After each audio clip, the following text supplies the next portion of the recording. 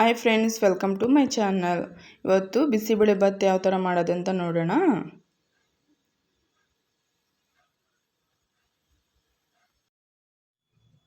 ಒಂದು ಕಪ್ಪು ತೊಗರಿಬೇಳೆ, ಒಂದು ಬೌಲು ಅಕ್ಕಿ,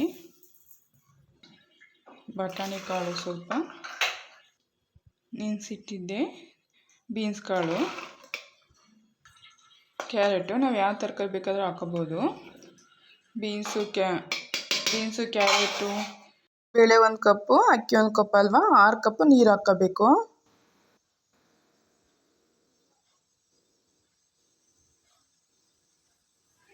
ನಾಲ್ಕು ಲೋಟ ನೀರು ಹಾಕೋಬೇಕು.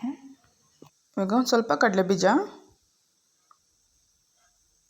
ಎಣ್ಣೆ ಹಾಕೋದ್ರಿಂದ ತುಂಬ ಚೆನ್ನಾಗಿ ಬೇಯುತ್ತೆ.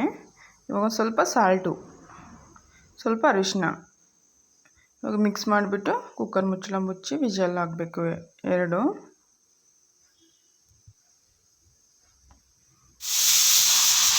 ಒಗ್ಗರಣೆಗೆ ಈರುಳ್ಳಿ ಟೊಮೊಟೊ ಹೆಚ್ಚಿಟ್ಕೊಂಡಿದ್ದೀನಿ. ಇವಾಗ ಒಂದು ಬಾಣಲಿಗೆ ಸ್ವಲ್ಪ ಎಣ್ಣೆ, ಸಾಸಿವೆ, ಜೀರಿಗೆ ಒಂದು ಸ್ವಲ್ಪ, ಗೋಡಂಬಿ ಸ್ವಲ್ಪ, ಕರಿಬೇವಿನ ಸೊಪ್ಪು, ಕೈ ಆಡಿಸ್ಬೇಕು.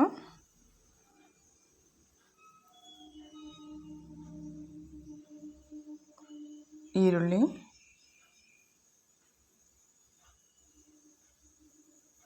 ಫ್ರೈ ಮಾಡಿಕೊಂಡು ಆಮೇಲೆ ಟೊಮೊಟೊ ಹಾಕ್ಕೋಬೇಕು. ಅಂದರೆ ಬೇಗ ಬೇಯಲ್ಲ, ಟೊಮೊಟೊ ಮೊದಲೇ ಹಾಕ್ಬಿಟ್ರೆ.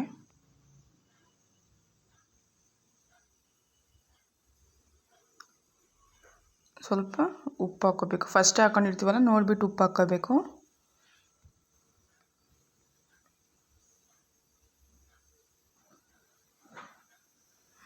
ಈಗ ಕುಕ್ಕರ್ ಓಪನ್ ಮಾಡೋಣ.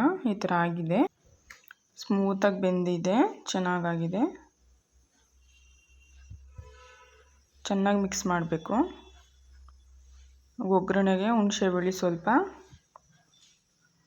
ಬಿಸಿಬೇಳೆ ಬಾತ್ ಪೌಡ್ರು ನಾನು 2 ಹಾಕ್ಕೊತಾ ಇದ್ದೀನಿ.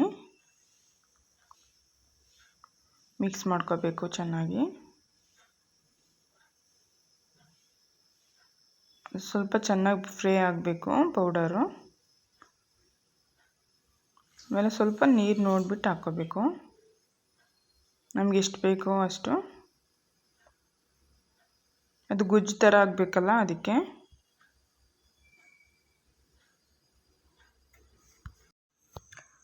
ಸ್ವಲ್ಪ ಕುದಿಯೋ ತನಕ ಬಿಟ್ಬಿಟ್ಟು ಸ್ವಲ್ಪ ಬೆಲ್ಲ ಹಾಕ್ಕೋಬೇಕು. ನಾನು ಬ್ರೌನ್ ಬೆಲ್ಲ ಹಾಕ್ಕೊತಾ ಇದ್ದೀನಿ, ಬ್ಲ್ಯಾಕ್ ಕಲರ್ ಇದೆ. ಈ ಥರ ಮಿಕ್ಸ್ ಮಾಡಿಬಿಟ್ಟು ಚೆನ್ನಾಗಿ ಕುದಿಯೋಕ್ಕೆ ಬಿಡಬೇಕು ಸ್ವಲ್ಪ.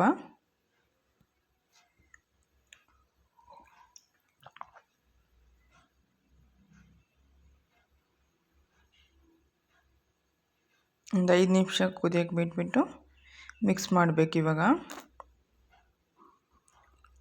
ರೈಸ್ ಒಳಗಡೆ